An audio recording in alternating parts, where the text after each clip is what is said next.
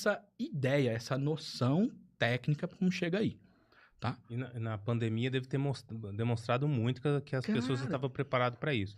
Tanto empresas ou quando qualquer CPF, qualquer pessoa física. A pandemia pegou todo mundo, né? Nossa.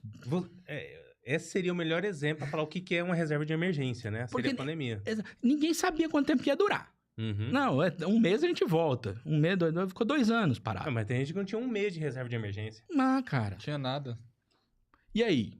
Aí você vai lá e faz... Não, você tem que ter análise, tem que saber quanto que você precisa para sobreviver. A pessoa precisa saber disso, porque isso é o ponto de partida. Aí existe muita gente que não sabe, não tem esse ponto de partida. Eu não sei quanto eu gasto para viver. Então você tem que ter... Depois disso, você tem que planejar a reserva de emergência, porque para você guardar 20% do seu salário, ser disciplina assim, muito... Com 20% do seu salário, pra você guardar 6 vezes o seu salário, 20% são 5 vezes 6 são 30 meses. São quase 3 anos para você fazer. E são 3 anos de uma disciplina financeira muito pesada. Que não é fácil. Você disse aí que, beleza, a gente precisa ter esse colchão, né? Pra gente poder ter essa segurança de alguns meses do nosso salário. E que esse dinheiro tem que ter... de forma rápida, né? Você tem que conseguir resgatar ele o mais rápido possível se der alguma merda. Quais seriam esses locais que você poderia deixar o seu dinheiro para você resgatar de forma mais rápida? Cara, antes de responder isso, depois da pandemia, as pessoas aprenderam a fazer reserva de emergência? Muita gente, Só para não perder um pouco, desculpa, André.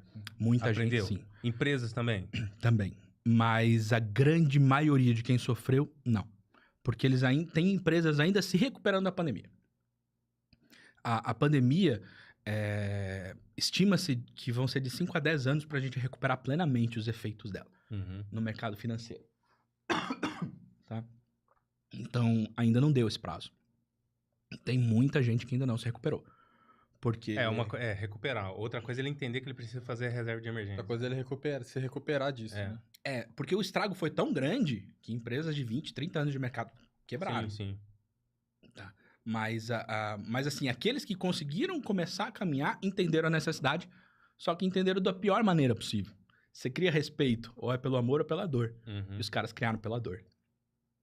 É difícil. Mas aconteceu e a gente tem que ver o copo meio cheio sempre.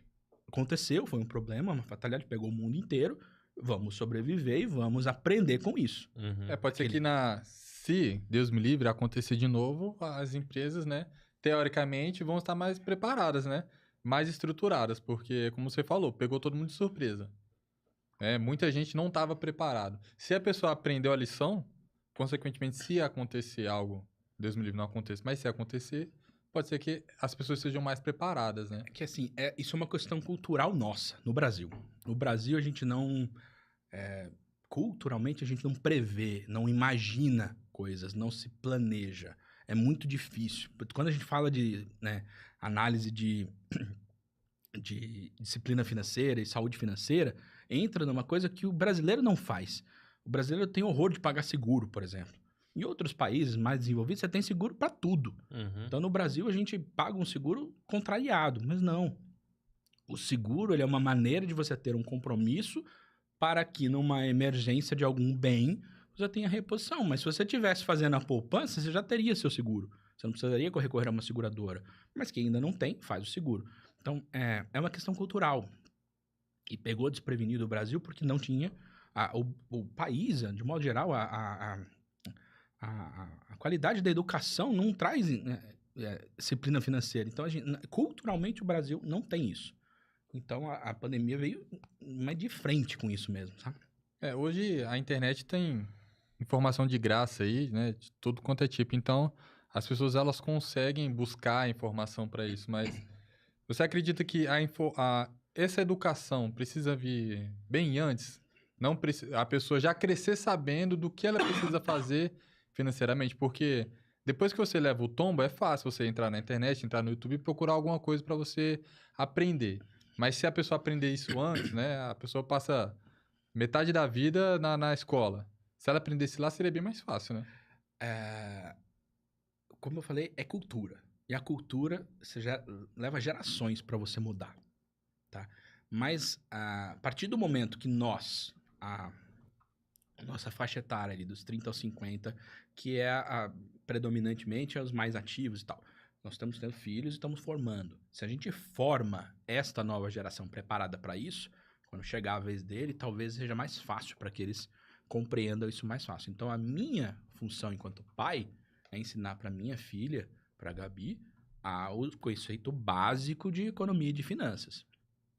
Cada pai, obviamente, vai... Mas se a gente quer ter isso estruturado, a gente tem que ensinar em casa.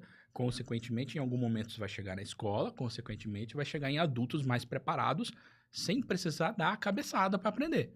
Ele já vem com o conhecimento enraizado. E aí isso é cultura. No Brasil não tem a cultura. Então, a gente tem que...